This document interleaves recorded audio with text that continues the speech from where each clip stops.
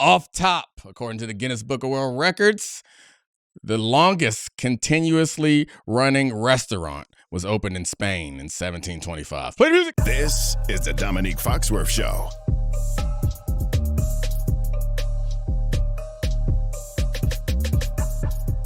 Welcome to the Domonique Foxworth Show. We got a special guest. I mean, special implies that it's new and different. We have a Hall of Famer returning to the program. Jason Goff is back. Man got a high-tech camera that's zooming on his own. It's sliding around. I can't, look at it's moving. You move your hand. I like it. You got money. Camera. Can't hide money. I see you. So first of all, I don't know how to feel when special implies that it's new and different. We got the same old Jason Goff coming in, ladies and gentlemen. It's like Hall of Famer Jason Goff. That's how Hall of Famers get introduced at these car collecting shows. Hey, once again, y'all can see the guy over there who rushed for 1,700 yards in 1991. Ladies and gentlemen, Kevin Mack. The worst thing about being in that demographic is like, also, I wasn't that good of a player, but like I'm much more famous now than I was then. And so people meet me and they want me to talk to and shake the hands and take pictures with their kids. It's the worst, most awkward feeling because it's like some old dude is happy to see me. I'm like, yeah. Well, first of all, 40% chance he gets my name wrong. But after he gets my name wrong, oh yeah, they call me Foxworthy. They call me Wilkins sometimes. They got to give you some Ryan Clarks. Ryan Clark, they don't confuse me anymore. I used to get Bomani and Ryan Clark where they confuse me with somebody else. They know who I am, but they just can't quite put the whole name together. At the preseason game I went to last week, I got a Dominique Wilson. I believe my man was shooting for Dominique Wilkins. He couldn't even get the human highlights name right. So I didn't have the curl. I think you're trading up. Yeah, he didn't have the curl though, Charlie. That's what he was the Dollar General Dominique. He was Dominique Wilson instead of Dominique Wilkins. But it's so awkward when they're like, "Hey, he's on TV," and the kid's like a 15-year-old kid looking at me like, so? And I'm looking at him like, I agree, so? Then we both have to take an awkward picture that neither of us want to take. Yeah, that happened to me at Bulls Fest this last weekend where people that are my age are like, oh, I remember listening to you when I was a kid, and when I was 20 and you was 20 and we were both young. And now, hey, come take a picture with my son who does not want to be in this hot cement parking lot with the sun beaming down on us. I actually had one kid was like, who was that again, Dad? I'm like, you're doing a port. That's insufficient daddying. You shouldn't drag your kids over here. At least the kid cared. Like, the most experience I have is the kids like, they looking at me like, man, if you don't get this old man from around me, like, I don't want to be around you, funky. Oh, I love ruining autograph books too. Remember back in the day when Moody Bible Institute here used to have the pre-draft camp before it moved to Attack. It was the year that Gilbert Arenas and Shane Battier and all them dudes were rookies. So kids were out front. And they get off a school bus. Like, it's old school. The players get off the school bus. I'll never forget, Gilbert had both his shoes slung over his shoulder. His kid goes up to Gilbert Arenas. He signs it. And then I'm walking around the corner and got in line just so I can go get my seat to watch the pre-draft camp. This kid looks at me and goes, can you sign my book? And I'm like, I don't want to ruin your book, kid. And he goes, no, sign it. I sign it. And he looks at me, legit, 10, 11 years old. It's like, who the hell are you? And I'm like, get ready for disappointment, kid. Get ready for disappointment. I wasn't expecting this, which I should know. I did the off top intentionally because I wanted to have a conversation about leftovers. Oh, I've been stewing in this take, but I also have one. Go ahead. No. Go ahead. What do you got? I was gonna say, like, I might be like a couple biscuits away from at Super Bowl week. We can convince people that I'm Thurman Merman from Bad Santa. Thurman Merman is a ridiculous name too.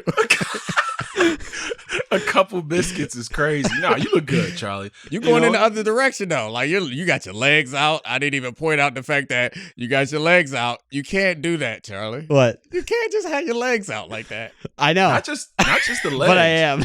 Yeah, not just the leg. He got bottom quad out too. Yeah, he you giving know him what thigh I mean? meat. He giving Yeah, him it's thigh getting meat. there. It's getting there. It's real sexy in that chair right now. How you showing the dark meat and the dark meat ain't dark? The dark meat might be the whitest part. How you got white dark meat? This is insanity. I got one Cage-free more legs. week to show off the quads until next summer. You look here. This is a problem. Dominique has instilled a lot of DB energy in me. Oh, yeah. So I'm Hey, let me tell you about I'm Charlie. irrationally trapping on set right now. Occasionally, Charlie, man. Charlie Always is a new man. You hear the way that Charlie be talking to people now. Man, I walk into different. rooms and pretend I belong. That's the big one. I was at a few training camps and I was just like, "What's up? What's up, Dan Campbell? It's good to see you again." And he looked at me like I should know who this person is. And I was like, "No, don't worry, you should not know." That's how you got to move, though. That's how you got to move. So At all at the, times, Charlie. I just had this situation that my son was playing flag at halftime of the last preseason game in the Commanders, and some of the parents wanted to go down on the field, and I was like, "All right, come with me." I had a pass, and the parents, there was like 4 parents. I was like, "All right, come with me." Just walk. Like a couple of them had never snuck in anywhere before. And it was like, we got one pass. That's all we need. Everybody else walk with some damn confidence. Only one dad made it down there with me because he was a lot like me. he knew the routine. Right. And then the other couple, it was a mom and another dad that they stopped when the lady asked them, like, "You guys a pass? You don't put your hand in your pocket. Oh, we good." Every time I said, "They with me. Just keep it walking. You would have made it." That's it. That's You it. just gotta say something slick to a security guard. You know what I mean? You gotta look somebody in the eye, like, "Hey man, always a treat when 2 players meet," and then keep it moving. You know what I mean? Next thing you know, you got your whole family in a skybox that they're not supposed to be in. If I had your hand, I cut mine off. Yeah, you hit him with one of them. Are we about to get into old pimp sayings here on the Domonique Foxworth Show? Is that why I'm on here? That is one of the funniest things because, again, as most people know, a lot of my interactions are with middle-aged black men, like black men my age and older, and they always come up and start saying that sort of stuff, and we never get to any substance because the first 5 minutes is us complimenting each other. "Hey, young blood, I keep doing what you're doing." I was like, "Oh, man, I'm just trying to make you proud. I'm proud of you. You doing your thing. I ain't doing my thing. You doing your thing. If I want to get like you, I'm going to try to get like you. If I had your hand, I cut mine off." And we dapping and hugging like we go way back. Then I'm out of it. And I take a picture with their grandson and I get up out of it. It's the Wimbledon of compliments. Nothing is said. No one knows how the other person is doing, but the interaction is gone the way that you wanted it to go. You know what I mean? That's how it's supposed to be. We are going to get to some preseason football awards at some point. But Definitely. first, I have this issue, and maybe you have a different situation in your household, Mr. Goff, but my leftover timeline for how long you can have food before you have to throw it out is different than my wife's, because I didn't grow up poor, but she grew up in a different way than me, and it's like 2 days and we throwing it out. Like, what you mean? Like, you can heat it up and you good. I thought we were going the other way with this. You're on her side. You're on her side. So this is a struggle that we have here in the Goff household. First of all, I really don't do leftovers from restaurants. Yep, right? I knew it. So, I knew it. So from restaurants. Yeah. I'm with you. I don't take nothing from the restaurant. I'm with you on the that. food and the meal should be about valued pizza? there. If you didn't finish Chinese? it, we'll figure something out. Yeah. But if we get in the house and, for instance, made a delicious pan of baked ziti a day or so ago, and I opened the fridge today and I was looking at it, I'm like, ooh, that's a pan of sickness coming up here in 2 days. You might want, and she likes to mark things, but she'll put the date on it and then just act like someone else is supposed to discard of it. And I'm thinking that she's keeping it, you know? I don't know why she's keeping it, but leftovers can't be more than a day and a half. 2 days, you pushing it. You know, after that, you trying to make a hospital run. Charlie, gotta be on my side. Well, first of all, I'd like to say that Domonique is definitely the leftover guy who makes you feel bad for not eating every single bite of the leftovers. Of course. 100%. How dare you? You're the worst person in the world. Yeah, absolutely. Kids starving. I hit my wife with starving children in Africa all the time. Every day I do. Ain't sent $1 over to Africa yet. ain't made a phone call. That ain't the point. That ain't the point. The point is wasted. Ghana is open. We can go hang out. South Africa is open. We can go do whatever we want. And we ain't sent a sandwich over there yet. But we talking about what they don't have. My wife cooks a lot, and she cooks well, and the food is good. And I guess maybe I just got a stronger stomach because I ate stuff that was. She also throws away. I just don't throw nothing away, man. Like I'm in charge of that. Like, wait, what? It just gets frustrating to me where it's like like fruit, like if there's fruit with like food is. Are we talking fruit or food or everything in the refrigerator? So fruit, if it goes bad, it goes bad. That's different. Okay. But I generally you can take one look at fruit. It's fruit. You know. There's no If it got fuzz on it, if it got some extra colors, I'm not. I don't eat stuff. If you touch it and it disintegrates, we know. I mean, I don't even eat bread back anymore. Like as a kid, back in the day, I'd make a bread back peanut butter and jelly sandwich. If we were struggling, I'd take a look at mom and dad like, yo, what am I not doing in here to get the loaves in the middle, right? But now bread backs, hey man, there's certain things that I work too hard for in this house. Yeah. And one is to eat off of paper plates with plastic silverware, and the other is bread backs. There's like, you can do anything else in this crib, just don't have that be wrong. That's all I ask. I'm not as progressive as I'd like to be. Yeah, I eat the booty off the bread. I'm not above it. I mean, y'all the 30s? Could be above it. What are you, Cinderella man? Why are you eating that? I'm trying to think. I need to find the things that I do. Oh, here we go. Here it is. This is the thing. This will make me. This is the thing that I no longer do. That feels like I've given up on being this like frugal individual. I only take Uber Blacks. Oh well, yeah. Let's not. Oh, okay. That's good. Yeah, let's not. We good here? No. Okay. Yeah. If I ever see you hopping out of Prius, I'm gonna be upset. I'm sorry. I mean, no disrespect. I'm not getting in the back of your funky car. I do. 2001. I do mean disrespect. Yeah, I worked hard. There's certain things I don't do. Why your car smell like cigarettes? Like I don't want to arrive at my destination with a headache because the back of your car smell like cigarettes. Guys, I only do black. I think I'm going to appall you with my thing about throwing food away. Okay. I think expiration dates are made up. Yes, my God. Like, come down to the slums with me. It's not that. Like, I think you know. Like, I think I've thrown away things before the expiration date and way after. Agreed. But there's certain things it's sort of like when the Supreme Court defined pornography is it when you see it. Like, My son came to me a couple days ago and was like, "Is this bad?" And my wife say, "Check the expiration date." No, smell it. Tub of Greek yogurt. I'll take my chances. What it smell like? I didn't know what it smell like. I didn't know he was hosted with CFK Jr. over here. Like he got the new standards and regulations. So a tub of yogurt. I'll take my chances. That's a t-shirt. Nah, yogurt is bad to start with. Like yogurt. I don't really rock with yogurt. I don't really rock with anything yogurt, fermented. Yeah. I'm a blue cheese guy though. You know what I mean? Blue cheese guy. I'm a blue cheese guy. Yeah, I'm not. Blue cheese is great. I haven't been indoctrinated. Ranch cheese took over the market and think that all the brothers and sisters out there just want ranch every time. Blue cheese just blue cheese inside of ranch? I've never totally understood this. It's kind of the same dip. I thought it was blue cheese crumbles in its own like zhuzh. In its own situation, in its own whirlpool. You know what I mean?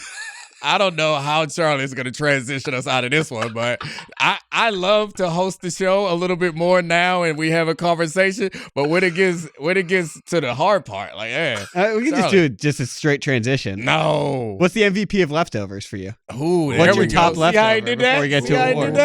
See how he did that? My guy, he got his hair cut, and now he got on a long sleeve shirt with shorts, and he think he just a host out this.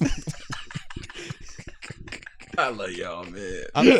I love you too. I'm going lo mein for the record. Lo mein? Lo mein's elite the next day.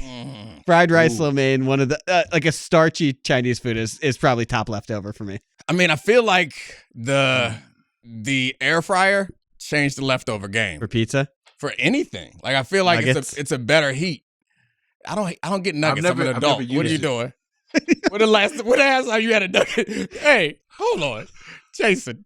What happened? Charlie just looked at me wide-eyed with a big smile on his face, expected to get some buy-in when he said nuggets. You're a crazy person if you don't still eat nuggets. I don't eat nuggets. Yeah, after a while, Charlie, you gotta move past the shit. I can have the actual animals chicken. Yeah. I can have actual chicken. You can go grown up and go tenders if you like. Yeah. Oh no, tendies I mean? are obviously. See, Give me a you call them tendy over at tendies. any day of the week. Yeah, see, this is when we start to wonder who else was in that school with you. You know, the tendies part. You know, yeah, man, don't go ordering chicken tenders out there in broad daylight. Man. Come on, man, sneak those. You know, I Sneak was those. about to make fun of Charlie, but this happens to me. So, like, my wife likes steak more than I like steak. I'm Yeah. a big seafood guy, and this is never really. It happens almost every time we go to like a fancy restaurant. She'll get like a bone-in ribeye, and I'll get some Chilean sea bass, and the people come over and put the steak in front of me. Of course. I'm like, no, my friend. You So- take that over there. I don't mean to burst your bubble on this, but you know there's no such thing as Chilean sea bass. Oh right? yeah, I didn't know that. You didn't burst Okay. my bubble. I know. Okay. But All right. what I need you to know is I'm also the guy who eat 5-day-old leftovers. So I'm not moved by what you name that. I didn't care. Do it taste okay? Yeah. Is it all right? Yeah, I like to call Chilean sea bass white people catfish. You know? Exactly. I believe that it's my responsibility to set an example for my children. So I think since I've had kids, I've gone more aggressive into like eating leftovers and making Really? sure that we don't waste anything. Yeah. That's why it's shocking you haven't had a nugget with kids. Oh yeah. Yeah. I mean, Yeah, that's hold true. on. Yeah, I tax them nuggets now.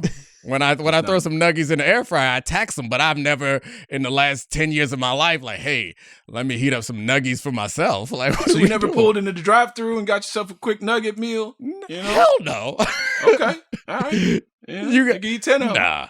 All right. Well, I'm alone on this one. All right, Yeah. Charlie. All right. Okay. So, real concept for this show. We're gonna go through. The We're show's on- not we're over? like- I we're- feel like the show's over. It's just over. We are 8 days away from NFL football. Woo! I'm really excited. So what are we going to do now? We're not going to preview much. We're going to recklessly speculate and give our own opinions about the awards heading into the season. And we're going to go through who we think could win MVP, Offensive Player of the Year, Defensive Player of the Year, Rookie of the Year, and then a few other sprinkled in awards that we can vibe off of. But let's start with MVP. There's like, if you look at the bookmaker odds, there's some really obvious candidates. Mhm. Those candidates are Lamar, Josh Allen, Patrick Mahomes. Those are the obvious people. Those are the MVP quarterbacks that have been in the league. Joe Burrow, Jaden Daniels, and Jalen Hurts. Domonique, you first. As you're going through this, who do you think it's chalk one of that group, or when you're looking at the MVP race, who do you think it can be? So first of all, I agree that Jaden Daniels should be in this conversation, but is this just our DC bias? No, this is Other off of, people- I'm going off of betting odds. Okay. These are All off right, of just the making- DraftKings betting odds. Just making sure. I think that obviously this is a tough one because all those guys are in the position. I think the story obviously matters, but I'm going to go with Mahomes. Mhm. I think given that he's had a couple of down years, they've addressed the offensive line sufficiently, at least the left side offensive line. They should have better receiver help, especially when Rice gets back. And when a quarterback falls off statistically the way that Mahomes has, it's normally a sign. Like you can understand the reasons why they fell off more clearly. It's like, yeah, he's 40, he's 38. Like I understand. Thing about Mahomes is he's not anywhere near the point where I think his game should have fallen off. And I do think that the past couple seasons, he hasn't really had anything on his mind but getting to the postseason and winning a Super Bowl. I think this is the year where he is in position with the talent around him and also motivated to hit y'all with a Roy Jones Jr. Y'all must have forgot and light the league on fire again. So I think that's a good one. You like that song? It's such a good song. Is it better or worse than Eddie Murphy Party All the Time? Oh, it's better. It's better than Party All the Time? Like unironically better. Charlie. It's unironically better. You nuts, man. What's the best? Party what's All the Time best? is still a banger. Come on, man. I don't know The if one he there's did with Michael another- Jackson was a little weird. But Party All the Time. Remember the one with Michael Jackson with the kids dancing around him and it just everybody smiling? Like that was a little weird. I like early 80s, Party All the Time. I was trying to think of other competing like non-musicians who made hits, and then Jamie Foxx. Damn, must be the money. I was thinking who's the best, but I feel like Jamie Foxx can't be in this category. No, Jamie Foxx. Jamie Foxx is out. He's too good. We're out of the category. Definitely. Yeah. No, Jamie's there. The MVP thing. So you guys just named a lot of chalk, and for whatever reason, there's been one name that since the end of last season, throughout this offseason, and now, you ever get stuck on one player and you say, if silly things happen, the silliest of things can happen. Now, I'm probably going to go with Lamar because shout out to that fourth place voter who, stole an MVP from him, right? The third MVP in what, 5 years that he would have won. But dark horse pick, fellas, and I will hang up immediately if I get laughed at here. Baker Mayfield. No, that's a great one. And listen, Baker Mayfield is playing like an early 90s quarterback. He might give you the ball, right? The interception numbers are high, but they got Chris Godwin back. They got the Jalen McMillan kid. They drafted Emeka Egbuka. Michael Evans is going to give you 1,000. They quietly have a top 3, top 4 offensive line again, right? Like we talk a lot about the Eagles and some of these other squads. The Bucs offensive line is amazing. And then on the other side, man, they defensively, they went and got Hassan Reddick. Antoine Winfield Jr. is probably the best player that nobody talk about in the league. I like the Buccaneers to make the playoffs. And if they do that in any grand fashion, say they sniff 13 wins somewhere around there, I wouldn't be surprised if we see Baker Mayfield in that top 5 MVP voting if he put up 40 touchdowns plus like he did last year. Yeah, to your point, Jason, on Winfield, Levante David did recently say in an interview that he thought that Winfield was the heir as like Mr. Buck, the guy who's going to be the defensive guy who's there for his entire career and be like their guy. He's amazing, man. He's like a less violent Bob Sanders, right? Mm-hmm. Like when he's not on the field, you feel it. And he's been injured, but when he is on the field, man, he is a game changer. But yeah, Lamar for me, I think Derrick Henry, if Saquon Barkley didn't have the season he had last year, we'd be talking a lot more about Derrick. But at the same time, how many more of these carries? How many? Like I know the man is RoboCop. I know he's a cyborg, but how much more can that body take? And if he goes down for any stretch of time, I think Lamar Jackson is right in tow to have another season where he's 40 plus touchdowns and doing a lot of it from the pocket as opposed to what people think he does, which is just run around and sling the ball. Since you gave 2, I'm going to give 2 as well. My first one, the one I think is like, if I were to bet on this, I'd bet on Joe Burrow. Just because he's the only one of the big 4 quarterbacks who hasn't won an MVP. His defense still sucks, so he's going to be throwing the ball a ton.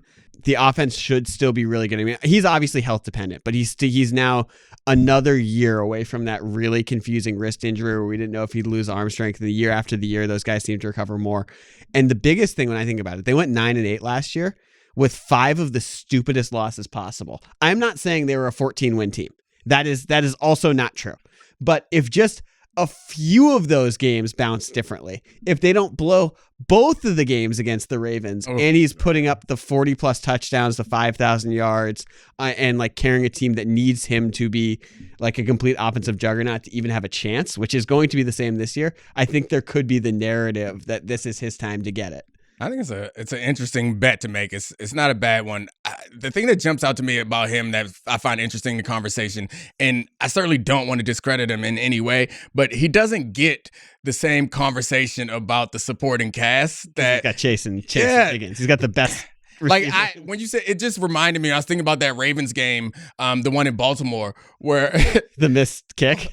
Chase. No, just talking about Chase's impact on the game. It's like Scoring. Yeah, he throw for 400, but like so much of that is just Chase being nasty. And I certainly don't mean it as a criticism. Burrow's talented enough to be an MVP. It's just something that never really comes up, but it does come up when you're having the MVP conversation, which I'm surprised. And in golf, I wanted to respond also to the Derrick Henry thing. If Derrick Henry is a legitimate MVP candidate, something's gone wrong, man. Like, see, I disagree. No, there's a problem. Well, I was saying if he gets hurt at any point because of the wear and tear over his career. Oh, okay, got you. I thought you were saying that he he was an MVP. And on top of it, I mean, what? Where did he finish last year? Didn't he finish top 10 1900? last year? Yeah, it's crazy. 900 yards again. Yeah. That's a mistake. To me, that's a mistake. To me, I think he was the other person I wanted to put. Is I do think there's a world where Derrick Henry wins MVP because I think he could easily go over 2,000. This is going to sound crazy because it's 2,000 yards and it's happened so rarely, but he's done it. He was at 1,900 yards last year.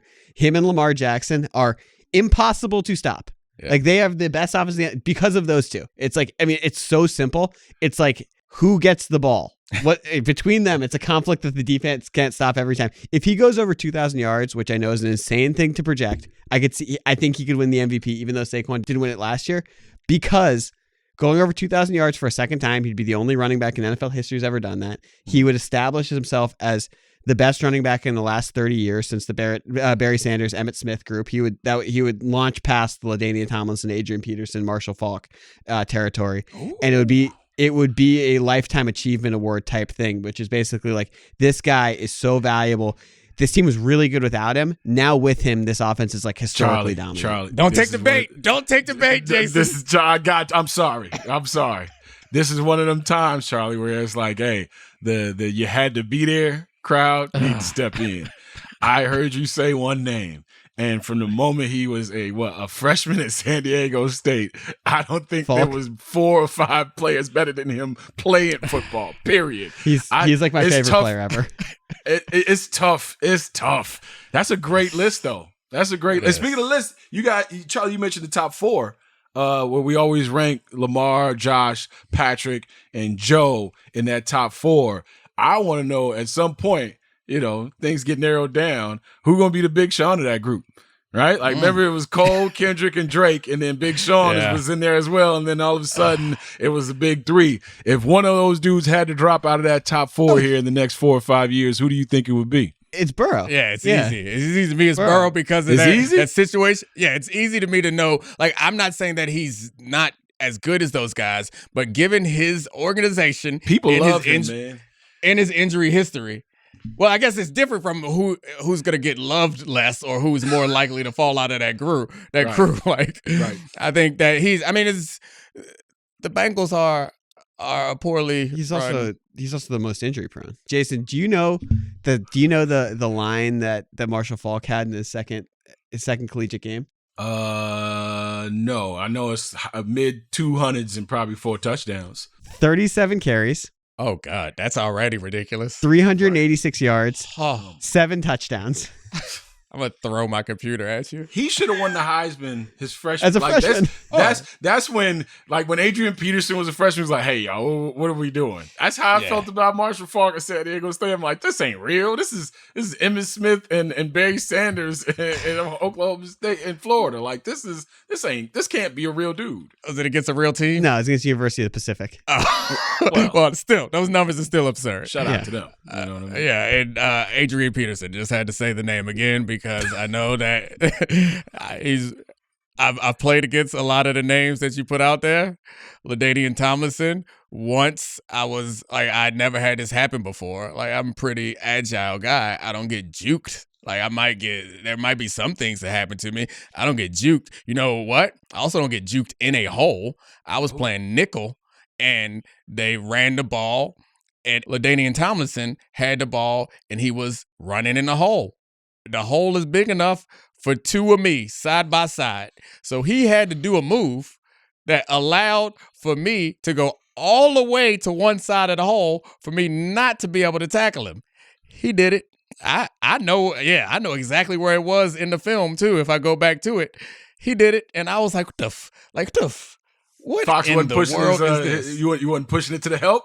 You ain't had that outside leverage. What were we doing? It was a hole. It was a lineman here and a lineman there. I was more concerned about him trying to overpower me. It was impossible.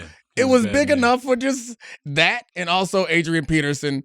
He's the only person that I ever been on the field with. Him and Bethel Johnson, the only two people I ever been on the field with where I was like, all right, they just faster than me. Like, there's nobody else that was just like, you're just faster than me. And like, I guess maybe Randy Moss, but I gave Randy Moss a 15-yard cushion, so I never found out how fast he really was. But Adrian Peterson, hitch and curl me to death today, Randy, because that's it. I had made a decision.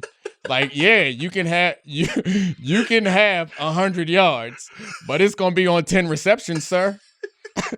You ain't gonna never see that hand go up. You're not gonna go for 100 on 4 catches. That's not not the recipe, sir. Nah, I got family. Oh yeah. I think we should also throw Jalen Hurts in this conversation. Yeah. Okay. Given that, like, we all recognize that there's some story and narrative around this. I think he's going to enter this season coming off of an impressive Super Bowl win, coming off of a season that we tried not to give him credit the whole time. And I mean, it was rightfully so. The running game was the strength of that team. Speaking of 90s rightfully so, after he eviscerates the Chiefs in the Super Bowl. No, I'm saying during the season, there was a conversation about how he wasn't the engine of the offense. And then he answered that by eviscerating the Chiefs in the Super Bowl, which I think has him entering this season as someone that, if he puts up the numbers. Oh yeah, they're gonna be like 8-1, and he's gonna have he's gonna have like 11 rushing touchdowns and like 10 passing touchdowns and 1 interception. We're like, what are we doing? Yeah. Why isn't this guy the MVP? He's certainly going to get that conversation. All right. Yeah. I mean, as long as his wide receivers don't answer the question, what's wrong with the team, and they say the passing game, everything will be good. You know what I mean? I was about to say, I used to like to play this game called Member Win, because you go back 1 year and just remind each other of all the things that happened last season. I've forgotten about that. AJ Brown. I've forgotten that just before the Super Bowl, he was like, the problem is over there. Yeah. That was wild. Yeah. Yeah. And he was like reading books. Jalen, thank God for him being as steadfast and leader-like as he is, because anybody else would have cracked under that pressure. You know, can you imagine Tua playing in Philadelphia? Right. I mean, I think they're gonna have a rough go down there this year, man. Like it might be a rough go down there this year. Yeah. Tyreek gonna ask for a trade week 3. You said they should have done that already. I think personally, but I mean, whatever. He's hurt now. Every day in camp, it's more and more bad news there. Offensive Player of the Year. Yeah. Offensive Player of the Year, which is also like the non-quarterback MVP. Except for some years when someone just runs away with all of it. Yeah. You know who I think this is a hard one to project, because like Saquon, I think we had no understanding of how good the season was going to be. We thought it was going to be good, but generally, like, there's a group of like really talented skill players, because most of these awards, we need to know your name beforehand. Like, we need to respect you beforehand. The season before, you have to be somebody that we're aware of, and then you have like a record-setting season. And that's what this award is really about. It's like the guys who like approach these record-breaking seasons, but they aren't quarterbacks. And trying to predict who's going to do that is like, it's really hard. Like, I think you can name Chase, Jefferson, like all those guys are in the conversation. I want to go with a little bit off the board, a little bit with Christian McCaffrey. I think that he could be the guy, because, and this is also partially just me trying to right some wrongs, whereas when Lamar won that second MVP, not to say that Lamar didn't deserve it, but I had Christian McCaffrey much lower on that list than I think he deserved to be. And if he comes back and is as integral to the offense, which I know it's hard for running back at this age, but we're seeing older running backs, at least a couple of them, play well. If he does that again, then I think he has to get in. I know we all have heard ad nauseum about how easy the 49ers schedule is relative to everybody else, and there's opportunity for him to have some big impact. I'll go running back, and I think it's because his workload is going to increase. now that the quarterback position is settled and it's a dude who has not seen NFL defenses, even though he's 28 years old. I'm going Bijan Robinson. I think Bijan is getting ready to have one of them Roger Craig-like years where you look up and he's got 70 catches and also 1,200 yards as well. 13, 14 touchdowns. Atlanta has long drafted players where it's like, you see it, but we're waiting for the big bang, right? Kyle Pitts and cats like that. Drake London has ascended to being one of those second tier wide receiver dudes. But I think Bijan this year with Michael Penix and what they might employ with those two dudes, I think Bijan's going to have that year that people expected him to have his rookie year, right? Where it's like just explode onto the scene. They did lose their center. They did lose Drew Dahlman to the Bears. Mm-hmm. So I don't think they're going to be doing as much inside or interior running as they're used to. But I like Bijan to break out this year and be the star that we knew he was going to be coming out of Texas. Yeah. I mean, it seems like they really like the guy who replaced Drew Dahlman, who got 8 weeks to play last year and was a rookie and played pretty well. So I think they should be in a good spot there. I mean, that's a really interesting one because a lot of their build, and this is something Raheem Morris has said, is like they looked at the Lions about the way they built out their skill position players and used those two running backs. And Bijan obviously has a little bit of a combination of he can do a little bit something of what Montgomery can do and what Gibbs can do. Obviously, he's Algiers closer than Montgomery, he's closer to Gibbs, but yeah, seeing him and the way they used him in the red zone in person, like it's incredibly impressive in person. It is another thing, Jason. Well, maybe I don't want to sidetrack the show. No, we sidetracked the show again. This Charlie, man, he been hanging out with Chris Long.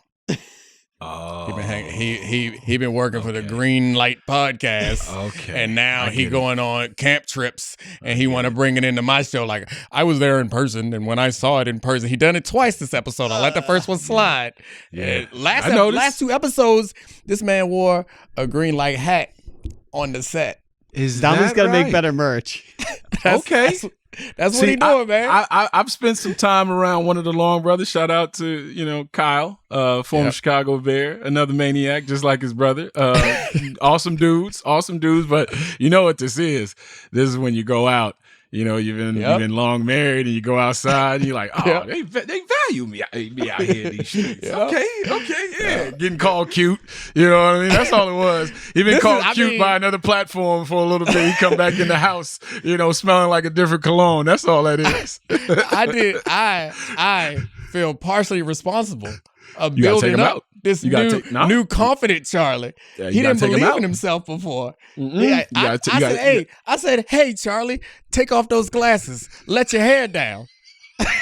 Get some context. Put your hair down, bronzer. Take off your glasses, man. And now he's like, hey, when I was in Atlanta, watching Bijan and Rez on their first. Hey, okay, listen. Sorry, I'm just doing my own research. Okay. That means a lot different than it did 5 years ago, so I'm happy for you to say that in this moment. Shout out to Charlie and the glow up. Next award. This is the Brock Purdy Award for the MVP frontrunner in Week 8 that no one actually wants to win the MVP. Y'all ain't man. I mean, I think a lot of these are names that we probably already brought up, though. Like, one, it's Brock Purdy. Yeah. Like Brock Purdy could be the Brock Purdy guy because he's going to we assume that he's going to have a good start to the season. Also, like, I feel like the part about no one wanting them to win is different than like, that's the part that I feel like maybe I have an answer. Yeah. Okay. Go ahead, dude. It's Bo Nix. Oh, okay. It's the Broncos are going to be like 6-2 and it's going to be just like Brock Purdy where people are going to be like, he's going to be in the MVP frontrunner. It's going to be Sean Payton's offense. He's not going to be turning the ball over. His stats are going to be awesome. It's going to be like 8.9 yards per attempt passing. And then we're going to get around Thanksgiving and I'm going to log on to twitter.com or X, the everything app. And I'm going to see all of the football nerds being like, throw another pick, Bo. Throw another one. Turn it over. You don't deserve to be in this MVP race. It's going to be the exact Brock Purdy thing. And then that's going to force you to fall in love with him. Then I'm going to be a Bo Nix guy. Hey, I heard Bo talking about it. By the way, not Bo, but Bomani. And happy birthday to Bo. Happy birthday. I heard I heard Bo talking about it with Nick, right? Where he was like, Drew Brees at the crib, rooting against Bo Nix because he's like, hey, if Sean Payton can make this dude great, it's going to undermine my entire career. Now, Bo Nix is a good call. That's a good call. I'm going to go right here in the division that, my favorite team plays in, and that's Jordan Love. Jordan Love, with all the injuries at wide, like it's set for him. There's all the injuries at wide receiver. There's all the things that have happened. The Packers just find some dude who's a 4th round pick who turns into a household name. I think Jordan Love might get out to a decently fast start. He might have the fastest start of any quarterback in the division, with J.J. McCarthy, Caleb Williams, and Jared Goff with a new offensive coordinator and a new offense to kind of handle. So I think Jordan Love might be that guy, and then we'll get to the latter weeks and there'll be a game where he just mysteriously goes colorblind and starts to give the ball to the other team at the worst moment. So I'll go Jordan Love. I'm gonna make a trade. I'm gonna take Jordan Love out this category and put him in the MVP category, and take your man Baker and bring him on down. He gonna swap. Bring him on down to this Brock Purdy town, because I think Jordan Love is better than Baker Mayfield. And if anybody, I think Jordan Love's, he had a rough start last year in part because of injury, but he's never really put it all together for a full season in the way that I think people think he can. I see him putting it together, and maybe Baker getting off to a fast start, and that's like, maybe not. All right. Okay. Time for me to hate on whatever Dominique's next pick is. Yeah. I wish I had gone to Bucks camp and I could have been like, I saw it in person. Hey, you can still make it. Yeah. You can still make it. Got a couple picks. Next award, Defensive Player of the Year. I was getting annoyed when I was looking, doing research rushers for this, because it's like, you can't win this unless you're a pass rusher. Even though Patrick Surtain won it last year. Yeah, I mean, that was aberration. Like right now, the odds is just all the top 6 people in odds are all ends. Like it's a hard award to win if you can't count the stats. And Surtain didn't have a crazy amount of stats, so I guess I should appreciate that maybe we're turning over a new leaf and we can understand how complicated or how difficult some of the jobs are. Because I think Surtain deserving. The man plays man coverage all game long. Travels too. Travels too. Yep. They don't do nothing tricky out there. They play man coverage all game, and I think he deserves some respect. So I don't know, but if I had to bet on a winner, I think I would go with one of these guys that would get a bunch of sacks. So I think Aiden Hutchinson was on track to do it last year if it wasn't for the injury, but I guess I'd be a little nervous about him coming back. What? Looked healthy. Oh yeah. I'm done, man. You got it. Sorry, go ahead. Let him shine, man. Let him shine. Man, whatever. I don't want to talk about it no more. No, we're not letting him shine. All right, bet. Man, I truly wish that there was somebody, like you mentioned, there wasn't an edge rusher, because it's easy to go Miles, it's easy to go Aiden. Michael Parsons is gonna be mad at the world once he gets back on the field, so we'll see how that thing work out. But the tough thing about going outside it is the stats. It's so stat dependent, and interceptions are so fickle. Like it's hard to be someone has to get a bunch of interceptions, a ridiculous amount of sacks. I mean, I don't know if they would care about tackles, but it's just hard to predict who's going to get all the interceptions. Even sacks. It's hard. All of this. Defensive player is really hard to predict. Well, let me throw out 2. The dude who probably will be leading the way, a guy like Nick Bosa. But I like what Will Anderson's been doing the start of his career. Yeah, I really like it. And if he can get that number up to around 14.5, the way that he plays the run as well, I'm not mad at it. I mean, that's that defense could be really, really good, and he's so polished. I feel like a lot of people were really concerned when they traded that first round pick from the next year to move up to get him, and then he's validated the decision where they weren't going to get a player that good in the draft slot next year. So I'm going to go the first rookie to win Defensive Player of the Year since Lawrence Taylor, Abdul Carter. Really? Defensive Player of the Year? Yes, I think he's going to win Defensive Player of the Year. The videos out of camp are ridiculous of how videos, huh? Yeah, the ones you see on Twitter. Okay. Just making sure that they were videos. I mean, obviously we saw the clip of him in his first preseason game where he got chipped by the tight end and he got demolished, but that'll be a learning moment. And he's the bend is outrageous. It took 2 seconds. It's the same feeling I had watching him in the college football playoff Whereas like one play, and I was like, I'm good. Same with preseason when it's like you see him get off the line, you're like, nah, we're good on this one. Plus, it's the defensive end, the defensive line he's on. It reminds me of like when Alden Smith came into the league and was instantly like competing for the sack title. The fact that he's going to be with Dexter Lawrence, Thibodeau, who's put on weight, might play inside sometime on passing downs, and Brian Burns, where he's going to be on the field, and I think he's going to like so much of this comes up to.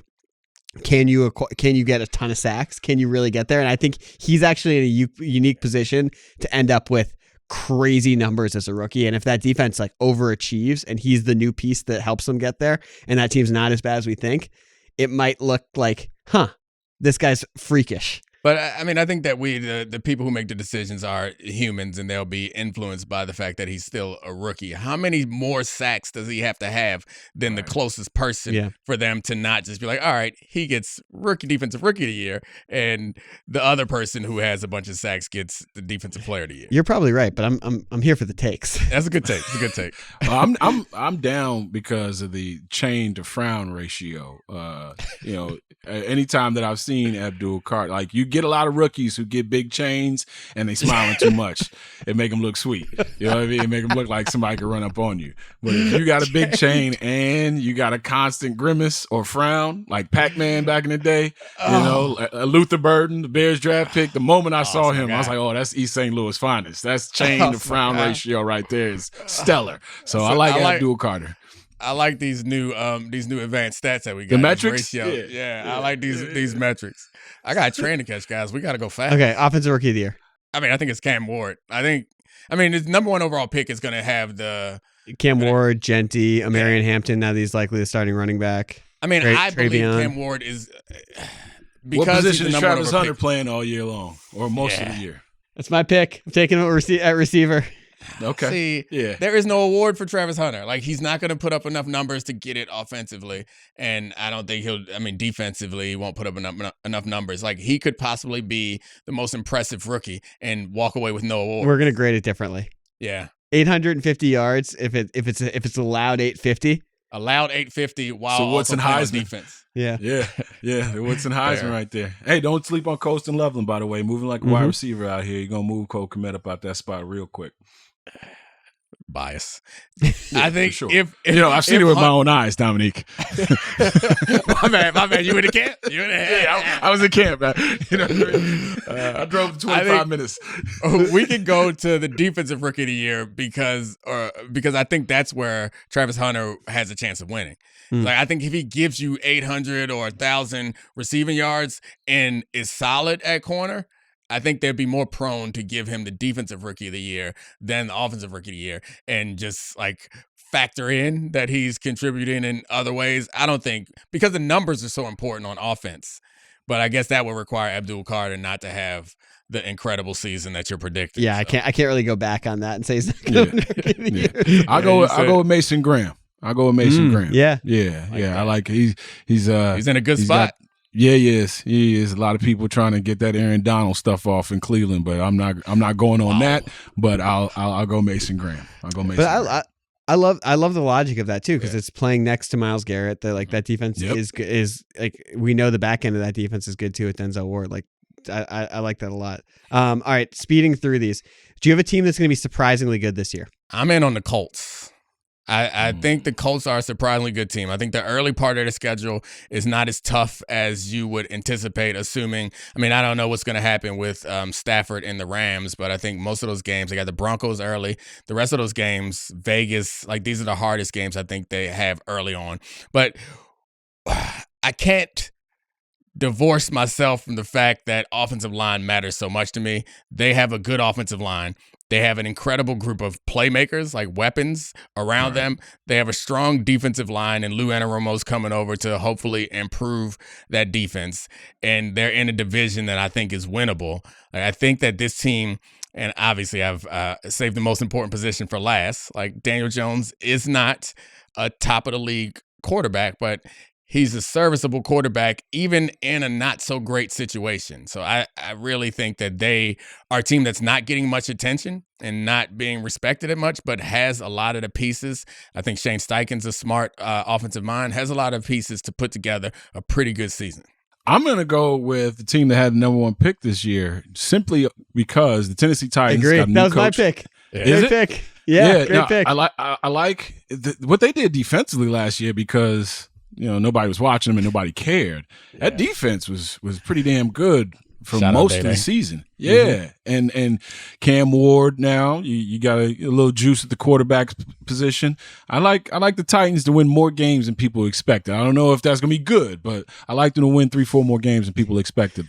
Domonique wants me to say that I was there, but I wasn't going to say that. I would just like to say that like their run defense with T'Vondre Sweat and Jeffrey Simmons is unbelievable, and I don't know if there's a team. Well, also I think Brian Callahan and Bill Callahan should make the offensive line better as they go in, and J.C. Latham's moving to right tackle, his natural position as a top 10 pick, and I don't know if a single team had a bigger upgrade at quarterback going from Will Levis to Cam Ward, and for that, like, it's surprisingly good. I'm not saying they're going to be like a good team, but they might be the good bad team this year that we're like that we look to in 2026, and we're like they have something cooking. I like the Seahawks too in this situation. I love their secondary, super talented. They got Leonard Williams along with that, a good running back, and I think at least the left side of their offensive line is pretty stable. They got JSN at receiver, and I guess it's dependent on how good Sam Darnold is, if he continues similar to what he was last year or if he reverts all the way back to the Jets situation. But I think that team is well coached and super talented on the defensive side of the ball. All right. Surprisingly bad? I think the Bengals are my surprisingly bad team. I don't think that I'm not predicting that they'll be bad, but the team that I think it's a chance that their defense doesn't get much better. There's no chance that their defense gets worse, but it's a chance that it doesn't get much better. And there's also the Joe Burrow health concerns that are generally looming around that team. But I think we all expect them, because of Joe Burrow, to be an AFC contender, and there's a chance that they come up a little short. Team that we already brought up, the Dolphins. I think the Dolphins might have the worst team in the division this year, and that's including the Jets. No, I mean, I think there's a couple teams that I want to mention. One, Washington has to be in the conversation, even though we are in DC and we want them to play well. I think everyone already sees that they're the predicted regression team for sure, because of their fourth down percentages in close games and all that stuff. Another team, I think, the defense. The other thing I think is the Jaguars.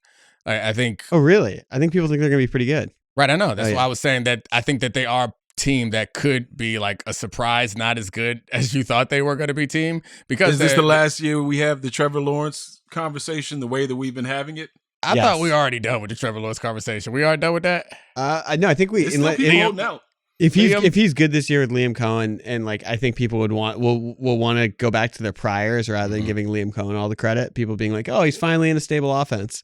Yeah. I mean, I don't know what I think I know what the right answer is. I think I agree with you on this, but that's how I think it's going to go. Can I give mine? Yeah, go. So I wanted to, Jason, full disclosure, I wanted to pick the Bears to troll you, but I actually just think the offense is going to be awesome, and I can't do it. I can't be that disingenuous. So I'm going to pick the Steelers. I'm going to pick the Steelers. I think Rodgers is the person who can actually break the organizational stability of Mike Tomlin. I think he's a one-man wrecking ball. He's a plant. Yeah. How do we get Tomlin out of there? Send Rodgers to Pittsburgh. He's a psyop to get Mike Tomlin out of Pittsburgh. You think he's just like how they had implants in the Black Panthers? It's just the CIA just hey. Over there and cozy up to them. Like what Aaron Rodgers thinks the COVID vaccine is what he actually is for NFL franchises. Oh God! This second season of Paradise is starting off with a bang. Mike Tomlin just got fired, ladies and gentlemen. Oh God! Oh my goodness! Shout out to Mike T and whatever he's gonna have to go through this year. I see people talking about Aaron Rodgers as if he ain't 42 years old. At some point, they're like, "Hey, you see what happened with Brett Favre when he went from the Jets to the Vikings?" I'm like, "Do you remember one of the all-time playoff calls at the end of that season where the Minnesota broadcast is like, 'What are you doing, Brett Favre?'" Don't worry, that's gonna happen with Aaron Rodgers this year. Except he don't like throwing interceptions, so he's just gonna get hit and blame it on everybody else all year long. He's thrown them the last couple seasons that he played. He's 11-13 the last because two he's full 72 seasons. years old. Yeah, that's fair. I think that what's crazy about this, and we'll wrap up after this, but what's crazy about the Aaron Rodgers thing is how, if things go poorly, how his career would have ended is like ridiculous. Oh, yeah. Like it's ridiculously bad, especially if he happens to break the Mike Tomlin record. Oh, Like yeah. if he's a quarterback Ooh. that did worse than Duck Hodges. That's tough, man. Shout out to Devin. I don't believe it's gonna happen, but that's a tough way to go. He really would be a rich man's Mason Rudolph at that point. Well, in many ways. Yeah, Charlie.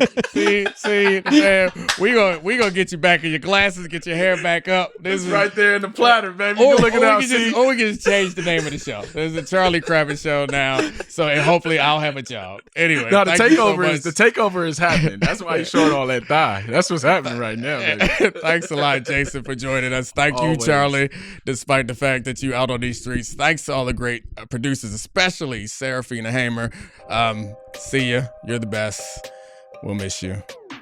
That was sad. All right. I love you, Paulville. We out. This is the Domonique Foxworth Show.